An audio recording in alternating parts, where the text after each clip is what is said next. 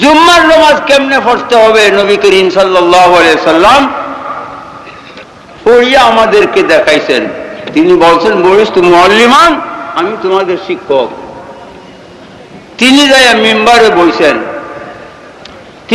মিম্বারে বইছেন, শুক্রবার দিন আমাদেরকে নামাজ শিক্ষা দেওয়ার জন্য।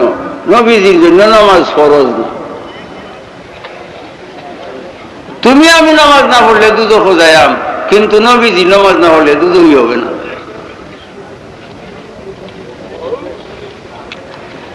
এখন সূর্য কই গো, এখন সূর্য কই? সূর্য রাহন কোন দেশ? হ্যাঁ, আমেরিকা। আলুটা কোন দেশ? আমেরিকা। নবী দুধ হবে আল্লাহ কোয়ানো।